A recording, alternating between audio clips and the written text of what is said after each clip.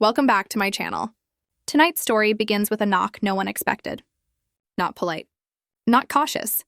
The kind that echoes hollow, deliberate, almost prophetic. A white envelope slid through the crack of a half-open door. No return address, no name. Only 5 haunting words scratched across the front in uneven ink. She swore to tell the truth. And below it, she didn't. Inside wasn't just paper. It was a reckoning. A photograph, sharp, incriminating, and time-stamped. It didn't just capture a lie. It exposed a betrayal so deep it would drag 5 lives into a courtroom and tear a family built on faith to pieces. For years, they called it sisterhood. But what happens when sisterhood turns into evidence? When dinner tables become battlefields and trust becomes a weapon? Because now they're not sitting side by side. They're standing across from each other, on opposite sides of a courtroom aisle. And here's the real tragedy. This isn't about betrayal alone. It's about who's lying to survive, and who's lying just to watch it all burn. They say faith can move mountains. But in this case, it's about to bury them. It was a Tuesday morning, cold, quiet, too normal for what was coming. Kids waited for buses. Dogs barked down the street. And on Robin's porch, between 2 cold coffee cups and a dying succulent, lay the envelope. She didn't notice it at first. Not until she lifted the morning mail and saw one letter without a stamp, without a sender, just that same phrase again. She swore to tell the truth. She didn't. Her fingers trembled. The paper crinkled like it might bite. She stepped inside, shut the door, and for a moment, she just stared. Because somewhere deep down, she already knew. This wasn't a warning. It was a detonation. That photo, Mary, a dim motel corridor. Her arms around a man no one recognized. His hand not on her shoulder, but in her purse. And that timestamp. The same night Mary swore under oath she was in Phoenix, visiting her sister. It wasn't rumor anymore. It was perjury. By lunchtime, Robin's hands shook as she called Kody. She lied, her voice cracked. She lied to the judge. To all of us. You told me she was visiting her sister. Silence. Kody's voice was low, controlled. Don't tell the others, he said. But by then it was too late. Christine found out next. Not by accident and by delivery. Her envelope held not a photo, but a USB drive.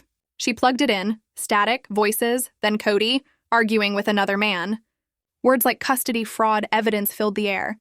She played it once, twice, and on the third replay she whispered to herself, "This is going to court."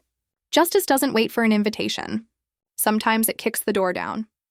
3 days later, official summons arrived, a family business hearing on paper. But in truth, it was a declaration of war. The courtroom was cold, not from the air, but from what everyone carried inside. Christine arrived first. Black slacks, burgundy blouse, no jewelry, focused, controlled. Janelle followed, file in hand, jaw locked tight. Robin came next, pale as porcelain, hiding behind Kody like a shadow. And then, Mary, late, alone, walking in as if she was dragging the ghosts of her own choices behind her. The judge entered, sharp, composed, unforgiving. "We're here today," she began, "to discuss allegations of asset mismanagement, breach of trust, and possible perjury in prior declarations." The silence was suffocating. Christine stood. "Your Honor," she said clearly, "I've submitted new evidence that challenges the validity of previous sworn testimony given by Mary Brown." Mary didn't move. Her jaw was tight, eyes blinking too fast. Every second of silence screamed louder than words. During recess, whispers filled the hall. Not from reporters and from the family themselves. Janelle hissed, "Why didn't you say anything?" Christine replied coldly, "Because nobody would have believed me until now." Robin stood apart, arms crossed, eyes fixed on the floor. And Kody, he just watched Mary, as if seeing a stranger for the first time. When court resumed, the evidence lit up the screen. Mary in the motel hallway. The timestamp. The audio of Kody's argument with the investigator one of the wives had secretly hired. The courtroom creaked, the sound of illusions breaking apart. The judge turned to Mary. "Ms. Brown, would you like to respond?" Mary stood slowly. Her voice didn't shake, it cut. "That photo was taken during a breakdown," she said. "A mistake. But it's not what it looks like. Were you in Phoenix on that date?" The judge pressed, silence, too long. Then, "Yes." A single gasp rippled through the courtroom. Christine leaned to Janelle and whispered, "She just confessed to perjury." Kody rubbed his temple like it was all a bad dream. Robin's eyes were glassy, but her expression, cold, unreadable. Because the truth doesn't always kill you. The fear of it does. The judge adjourned, promised further investigation. But before anyone could stand, Christine rose again. She reached into her purse and handed the bailiff a sealed file. No one knew what was inside. Not even Janelle. But as Christine passed Mary's table, she whispered just loud enough for her to hear. "You're not the only one who's been hiding things." And then she walked out, heels echoing like a countdown. The courtroom stayed silent. Not because it was over, but because everyone knew the real war had just begun. Secrets don't die in silence. Sometimes silence breaks and takes everyone with it. Tonight, the courtroom isn't just a room anymore. It's a battlefield. And the truth? It finally showed up, not as a whisper, but as a storm. Christine enters first, not hurried, not hesitant. Every step is a statement, deliberate, controlled, the calm before a reckoning. She hasn't slept. You can see it? The dark circles under her eyes aren't from makeup. They're from memory. From running the same conversation in her head over and over until it broke something inside her. Behind her, Janelle walks in, clutching a coffee she'll never drink. And then comes Robin, quiet, expressionless, walking 2 steps behind Kody like a shadow that forgot who it belonged to. Mary enters last, always last, head down, avoiding every gaze that could burn her alive. Because today's hearing isn't about evidence, it's about truth. Who swore it, and who buried it. The judge, same sharp-eyed woman as before, doesn't waste a moment. "Christine Brown," she says, "you are called to the stand." Christine rises, shoulders squared, lips pressed tight. For years she played the peacemaker, the one who smiled, the one who held the family together with words and patience and faith. But now that illusion is gone. She places her hand on the Bible. It trembles slightly beneath her palm. And then she speaks. "Christine," steady, quiet, "I didn't want this. Any of it. But I watched my family unravel because of secrets. Because of domination." She glances at Kody. "Because of the lies we told to protect a man who never protected us." Kody's jaw locks. His lawyer whispers something, but Christine doesn't flinch. Christine continuing. "We told the world we were one big, happy family built on faith. But faith without truth isn't faith. It's control. And when some of us tried to leave, we weren't set free. We were punished. Emotionally. Financially. Legally." The gallery murmurs. Reporters lean forward. Cameras hum softly. Kody leans toward his attorney, muttering under his breath, his face red with fury. Christine doesn't even look his way. "Christine, I'm not here to ruin my family. I'm here because it was already ruined, by the lies we kept defending. Maybe the bravest thing any of us can do is stop pretending." The judge nods. Then, the prosecutor signals the clerk. A recording plays. Kody's voice booms through the courtroom speakers. "You think you can walk out on this family and still get what's mine? You signed your part over. You don't get to change your mind." Then, a door slam. Silence, heavy, suffocating. Kody's lawyer leaps up. "Your Honor, that's taken out of context. But it doesn't matter. The damage is done. Everyone heard the threat. Everyone heard the truth." Christine exhales, tears in her eyes. Not of defeat, but of release. For the first time in years, she looks free. Judge, turning. "Mrs. Brown. Based on this testimony, it appears there may have been coordinated misstatements in prior financial filings. We'll need clarification." Mary's fingers tighten around the bench. Robin looks at her and pleading silently. "Don't speak. Please don't," Mary exhales. Then softly, "I didn't lie to save myself. I lied to save him." Gasps ripple through the room. Reporters start writing so fast their pens sound like firecrackers. Kody turns to her, face flushed. "What did you just say?" Mary Tomble. "You told me to draft the papers that way. You said it would make the taxes neater." Kody slamming the table. "That's a lie." Judge striking the gavel. "Enough." When truth begins to surface, it's always the guilty who scream the loudest. The courtroom is electric. Janelle whispers to Christine. She finally said it. Mary breaks down. "I didn't know it was wrong. I just thought I was helping the family." Judge, coldly. "Mrs. Brown, did Mr. Brown instruct you to falsify joint financial accounts?" Mary nods, just once. But it sounds like thunder. Cut to flashbulbs. Reporters shouting outside. Christine and Janelle walk past the chaos, silent, steady. Robin stays behind, tears streaking her cheeks. Robin to a reporter? You don't understand.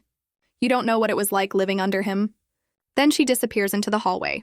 Inside, during recess, Kody corners Mary. No microphones. No cameras, just rage. Kody, hissing. You just destroyed us. Mary, quietly. No, you destroyed me first. Love doesn't die, Kody. It just rots when you bury it alive. When the judge returns, cameras are turned off. Only the record remains. Judge, Mrs. Brown, Robin, you knew about these inconsistencies? Robin wipes her face. Yes, but I didn't think it would go this far.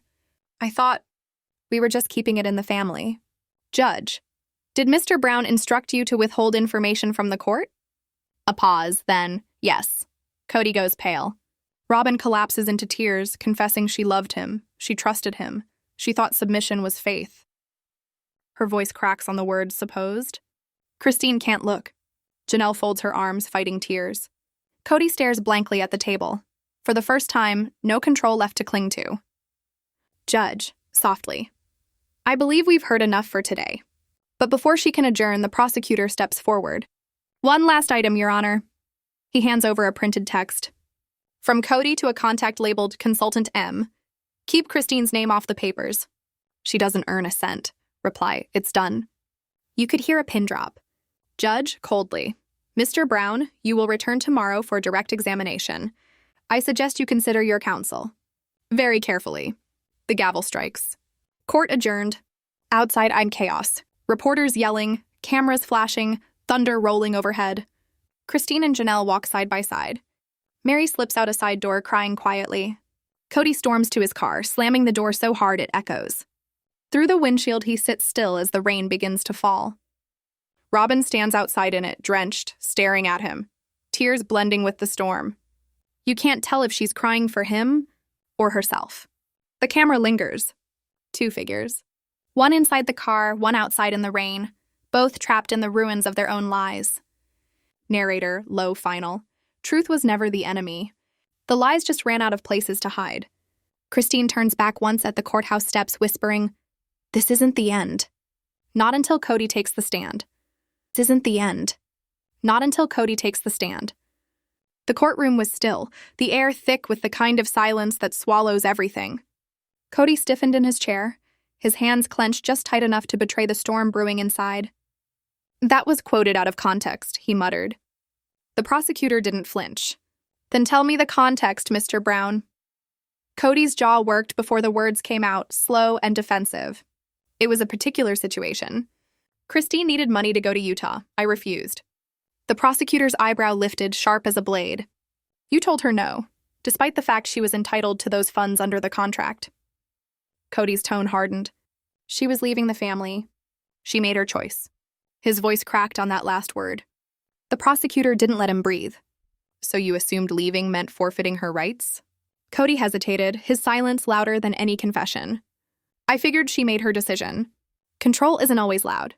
Sometimes it hides behind the rules you write yourself. The prosecutor circled like a predator that already smelled blood. Let's discuss the LLC tied to the Flagstaff property.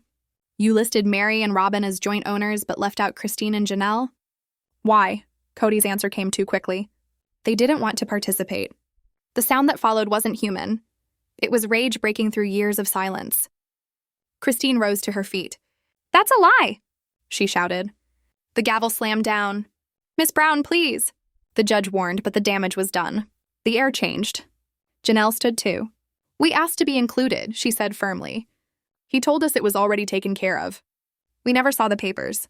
All eyes turned to Kody. He swallowed hard. They weren't dependable, he murmured. The prosecutor's voice sliced through him. Dependable? According to subpoenaed emails, Christine was covering expenses for 3 households while you lived with Robin full-time.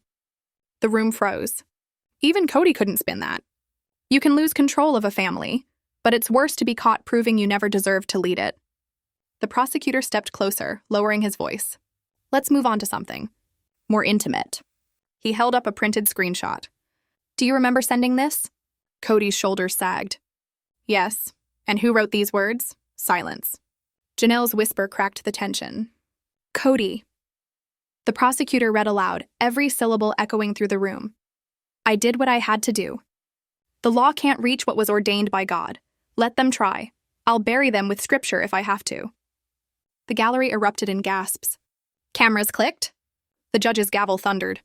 Order! Kody shot to his feet. That was private. Sit down, Mr. Brown. But he wouldn't. She's twisting everything. They all are. This isn't a court of law, it's a witch hunt. Christine stood. Janelle, too. Mary didn't stand, and she crumbled, collapsing into silent tears. Why didn't I see it? She whispered. Kody spun toward her, eyes wild. You always stood by me, Mary. Don't do this now. She didn't answer. The judge's voice cut through the chaos. This court will now call another witness, by special request of the plaintiff's attorney. The doors opened. A figure entered, sneakers, hoodie, a backpack slung over one shoulder. The room fell completely still. And then realization spread like a chill. Garrison Brown, Kody's estranged son. Kody's lips parted. No, he breathed. Christine's hand flew to her mouth. Janelle gripped the railing to keep herself upright. Garrison walked forward, eyes fixed on the judge, not his father. I'm ready to testify, he said softly. In that moment, the courtroom didn't feel like a place of law anymore. It felt like a graveyard, and the ghosts weren't buried. They sat in the benches wearing wedding rings, hiding behind years of faith and fear. He took the stand, his voice steady. I was taught to believe my father was a man of God, he began. But now I think he just wanted to be God in our home. Kody flinched. Janelle gasped. Christine closed her eyes. Mary looked away, unable to face it. The attorney leaned in. Garrison, can you tell the court what caused your relationship with your father to break down? It didn't happen overnight, Garrison said. It was years of watching him make one home a priority, of seeing my mother treated like a tenant instead of a wife. But it really began during the pandemic. He made rules. Harsh rules. No friends, no school, no visits. Said it was God's will, but it only applied to us. He was living with Robin, going to her kids' recitals, sitting at her dinner table every night.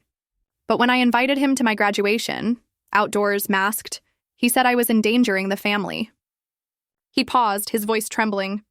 That same week, he was seen at a mall. No mask. With Robin. The courtroom tensed. When I confronted him, he told me I was rebellious. That my mom poisoned my heart. But he left me before I left him. He looked down. Sometimes a father's silence hurts more than a scream. The attorney's tone softened. Did your father ever threaten you, emotionally or financially? Yes, Garrison said quietly. He didn't have to say it directly. It was understood. If we questioned him, we'd be cut off. Spiritually, financially, emotionally. We'd lose everything. And how did that affect you? I joined the National Guard, he replied. I needed discipline. I needed to find a father figure somewhere because I couldn't find one at home. The room broke. Christine blinked rapidly to stop the tears. Janelle clasped her hand over her mouth. Kody sat motionless, eyes fixed on the table, his jaw twitching with suppressed rage or shame. No one could tell. The attorney gave one last question. Was there a moment you knew he'd crossed the line? Yes, Garrison whispered. October 2020. He came to my mom's house furious. My little brother joked that we hadn't seen Dad in weeks. Kody exploded, called him ungrateful. Said he didn't deserve his last name. Garrison looked straight at the jury. You don't forget that. When your parent makes you feel expendable, you spend the rest of your life wondering if you ever really existed to them. The attorney nodded softly. Thank you, Garrison. The judge leaned forward, his voice quiet but heavy with meaning. No further questions. And for the first time, Kody Brown, the man who once commanded 4 homes and a family empire, sat powerless, watching the truth he built his life to avoid, finally stand and testify against him. Finally stand and testify against him. The witness was dismissed. Garrison rose slowly, his steps measured, passing Kody. Their eyes met for the briefest instant, a flicker of unspoken history. Kody parted his lips, but no words formed. Garrison continued on, not looking back, not once, slipping through the courtroom doors into silence. And then it came, a soft, broken sob. Mary Brown, who had carried the weight of years in silence, now trembled uncontrollably. She had smiled through betrayals, nodded through gaslighting, endured the collapse of her marriage under the guise of spiritual guidance. But now the facade shattered, and the courtroom watched as she unraveled.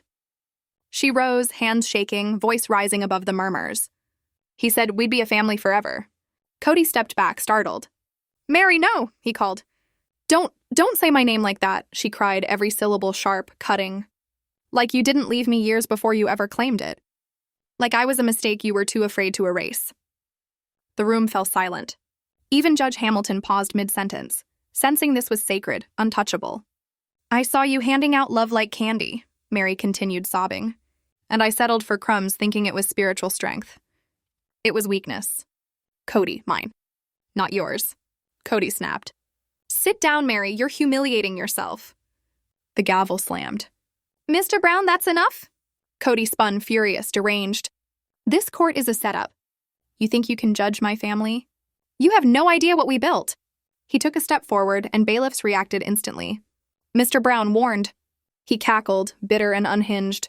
"No judge can govern spiritual law. You think this matters? You think any of this exists?" The louder he shouted, the clearer it became. The emperor had no clothes. Judge Hamilton rose. "I hold Mr. Kody Brown in contempt of court. You will be detained overnight. One more outburst and charges will be filed." Bailiffs escorted Kody out, his face flushed, voice echoing down the hall. "You're killing the family! Killing our future!" And then silence. Not healing, not yet. But quiet. Finality had settled in the room, a calm born of truth finally speaking. The judge exhaled. "Court will reconvene tomorrow. Due to new evidence, the matter of Utah family fraud and emotional coercion will be considered." Christine looked at her attorney. "Did he tell you this could involve criminal investigation?" He nodded slowly. "Exactly." Mary remained frozen, tears sliding down her face. Janelle moved closer. "Come on, Mary." "No," Mary shook her head. "I need to sit in it a while longer. I've spent too many years in lies." Christine sat beside her, gently resting a hand on her shoulder. And in that moment, for perhaps the first time, the three women were no longer sister wives. They were survivors. The courtroom felt colder, the air heavier. Kody Brown, the self-assured patriarch, the man with flowing curls and a perfect smile, had been reduced to absence. Three women remained, discovering the voices they had buried for decades. Mary silent, Janelle standing taller, Christine steady as a storm that had already passed, leaving truth in its wake. Today was the last hearing. Today the verdict. The room brimmed with tension. Reporters, former friends, church members, interns taking notes. Eyes held their breath, waiting for the final domino to fall. Judge Hamilton sat, hands clasped, ready. Kody was absent. He refused to appear to face the tempest he had created. His lawyer stood rigid, voice flat. "My client stands firm." This was an emotional ambush, a spiritual dynamic, not legal misconduct. Consider the absence of marriage contracts and formal agreements. Christine's lawyer rose, calm but resolute. "Did you advise her that defying Kody could endanger her eternal future?" Eli nodded quietly. "Yes." The courtroom understood. When heaven becomes a tool of control, it is no longer marriage. It is prison. Robin stood, tears streaming. "That's what I feared. That's why I never questioned anything. Not Kody, not the church. I thought I'd lose everything if I did. But I lost myself anyway." Then Mary rose, voice steady but fierce. "I lied under oath to protect a man who protected no one. I hid my shame in scripture. I told myself loyalty was love. It wasn't. I will correct my testimony. I will share everything. Ledgers, emails, forged invoices." Kody stepped forward. "You don't know what you're doing." Mary's eyes were clear. "Not at all. I finally do. The only thing more terrifying than losing everything is realizing you never truly had it at all." Court was adjourned, but nobody moved. Christine hugged Isabel, Janelle at her side. For the first time, these women stood as survivors, not shadows of a polygamist system. Robin remained seated, hands shaking, staring at the doors Kody would never walk back through. Thunder rumbled outside, rain pounding against glass like the sky itself weeping for the lies that had been told. A special hearing was set for the next day. Kody was ordered to present full financial statements. He left, silent, unrepentant, while Christine watched, expression unreadable. "One more day," she murmured. "And he can't hide behind God anymore." The final day. The courtroom packed. Kody entered, flanked by two lawyers. Robin appeared minutes later, pale, fists clenched, refusing to sit beside him. Christine and Janelle took their places, firm and unwavering. Mary sat behind the prosecution, signaling lines drawn, stakes clear. The judge addressed Kody. You've been accused of withholding financial disclosures, coercing testimony, and using religious pretenses to consolidate assets. Respond before judgment. Kody's voice was soft, careful, no swagger, no grin. I tried to hold together a family that was never meant to last. I gave everything to women who turned against me. I didn't misuse funds. I didn't steal. I made decisions no one else would. That's leadership. The prosecutor leaned in. Leadership isn't ownership, Mr. Brown. You took divine authority to manipulate, punish, and control. That's not leadership. That's tyranny. The judge cut through. This court does not condemn faith. It condemns cruelty disguised as faith. Prosecutor delivered the final blow. An email, 2 months before Christine left, transferring $74,000 to a private trust in Nevada. Out of reach, out of sight, Christine gasped. Janelle clutched her chest. Robin's face turned pale. Silent tears. She whispered, "He lied to me too." Christine turned to Kody. "You could have let us go with dignity. You burned it all to keep the illusion alive." Kody, red-eyed and bitter, "I gave you everything." "No," she replied. "You took everything, and then pretended we should be grateful. When love is measured in dollars, someone always goes bankrupt." The judge called order, and then judgment. Kody Brown had committed intentional misrepresentation of financial assets, abused religious authority over contracts, and attempted to bribe and intimidate witnesses. All jointly owned properties would be divided, Coyote Pass assets audited, accounts frozen. Emotional harm to the adult children was recognized. Isabel squeezed Christine's hand. The judge's gaze returned to Kody. "You may be a spiritual leader at home, Mr. Brown, but here, the law rules. Legacy isn't built on control. It is destroyed by it." Gavel down. Judgment rendered. Silence. Christine embraced Janelle. Mary cried. Robin left, silent. Kody lingered, blinking slowly, as if awakening from a dream in which he had power. But it wasn't a dream. Outside, cameras rolled. Christine emerged first, silent. A reporter shouted, "Christine, do you feel vindicated?" She kissed Isabel's forehead. "We can start again now." Janelle joined her. Broken, but not defeated. Mary departed last, unseen, back straight, free from lies she once carried. Kody drove away. No wives, no house, no legacy, just the echo of a life built on control. That evening, Christine recorded a short message. "It's over. What comes next is on us, not courts, not shows. Truth, healing, peace. We deserve peace." She paused.